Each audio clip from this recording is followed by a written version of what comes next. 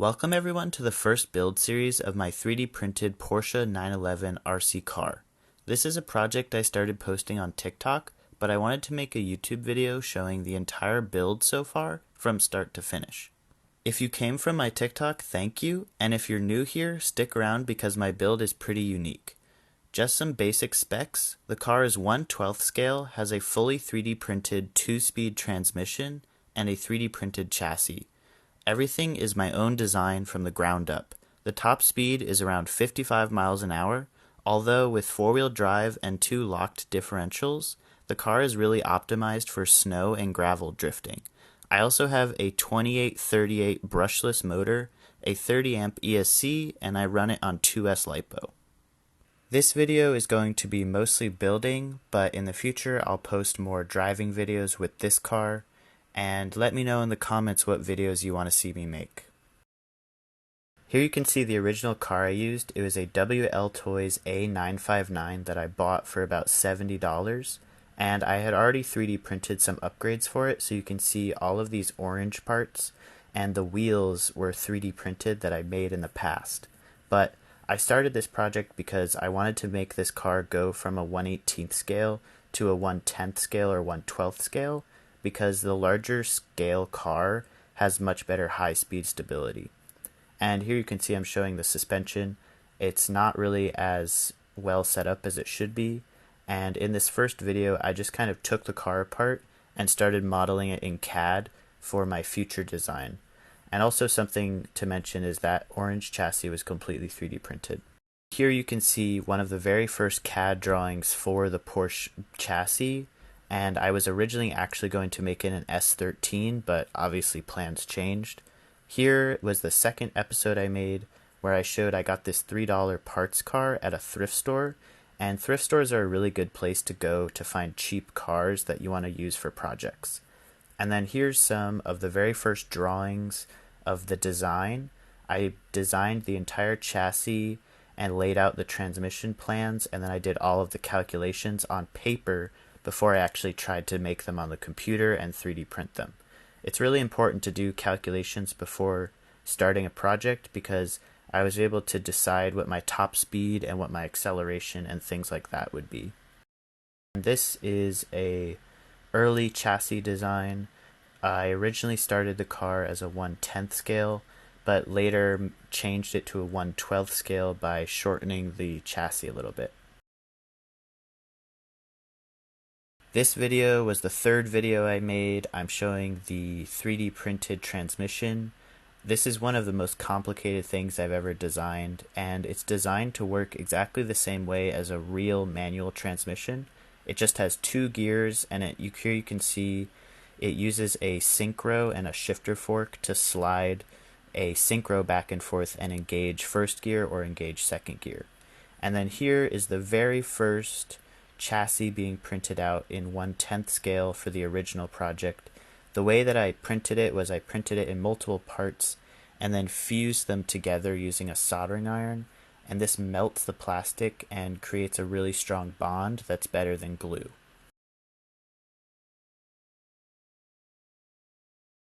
For this car I used the original suspension from the A959 and the original drivetrain, because I didn't really feel like redesigning that, and the original suspension was honestly good enough for the first version of this car.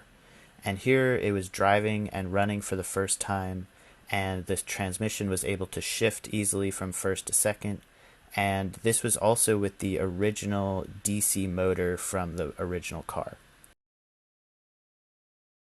Now this is on to part 5. I was finally able to drive the car for the first time, and the first time I actually drove it, it was just 2-wheel drive, and then I eventually got the front drive shaft made so that it could be 4-wheel drive, and I'm kind of just showing that this is all in first gear, I think, and it has an insane amount of torque. It did a little donut there and everything. And then I finally got the body, and then this video is the first video I made that kind of blew up. I think it got over like 1,000 views in 24 hours. But I burned out the stock DC motor when I went to go drift the car in the rain, and I was running the car on 3S, and this ESC and motor combination is not really meant to run on 3S, so I ended up burning out the motor. But at this time, I also got the new body in the mail. I ended up not going with an S13 because I didn't feel like a four-wheel drive chassis should be a drift car body. So I got this really cool Porsche 911 body. And then because of that new body, I had to make a new chassis that was slightly shorter to fit the wheelbase. But that ended up working out really nicely because the shorter chassis has a lot nicer handling and better steering, and it can turn tighter. So now we're on to this recap video I made, because from that past video I gained a lot of followers, so I made this recap video to kind of just show everything I had done on the project so far. So you can see I'm comparing the old chassis to the new chassis, showing the transmission again. It's not really common for electric RC cars to have a transmission, so I really wanted to show how cool that design was that I made. And then I also showed one of the first times I crashed it, and I ended up breaking the diff and shock tower mount. And that's why I made a new version of this chassis where the diff and shock tower mount is braced front to rear so that it doesn't always break every time you crash it. But yeah, just kind of showing more shots of the new chassis, and I also got a new motor because obviously I burned out the old motor. And then this video I made showing the new chassis design in CAD. Here I'm also showing this CAD mouse that I use. It's a 6-axis mouse, and it's very useful for CAD because you're able to rotate in 3D in a very fluid way, and you use it with your left hand while you use the mouse with your right hand, and it's a really nice way of modeling on the computer instead of using the typical controls. But yeah, this video I was showing the new chassis I made with this brace that connects the front and rear shock towers, and you can see it can survive some pretty intense crashes. And I actually issued a challenge in this video where I had people comment ways I should break it, and then I did videos where I showed me one of them was drive it into a curb or jump it off of a jump. Making this video was pretty funny actually, because I drove to a parking lot near where I go to school, and there was somebody in the parking lot on their phone, and I had to wait in my car until they were done because I felt embarrassed to be driving around my RC car while someone was just randomly on the phone. But I was actually kind of surprised the car broke here, but you can see it was actually driving perfectly fine, even though one of the wheels couldn't steer and the rear shock was just completely broken off.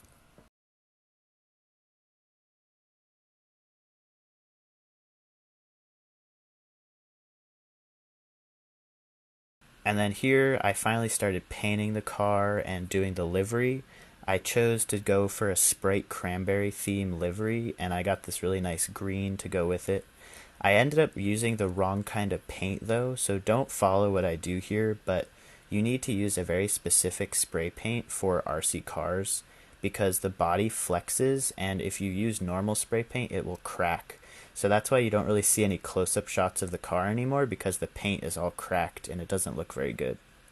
Because I don't have access to a printer that can print stickers, I made all of the livery design in Photoshop, and then I printed it out on cardstock paper, and then I just used matte medium to glue the paper to the inside of the body, and then I painted over it. And matte medium dries completely clear, so it just looks like that's how I painted the whole car. And I think it came out pretty awesome. Here I'm driving it in some snow. It's really cool because it's the Sprite Cranberry theme, which is all Christmassy, drifting it around in the snow.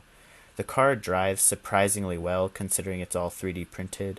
It just has street tires on it right now, and it has 2 locked diffs, so it's really good at 4-wheel drive drifting.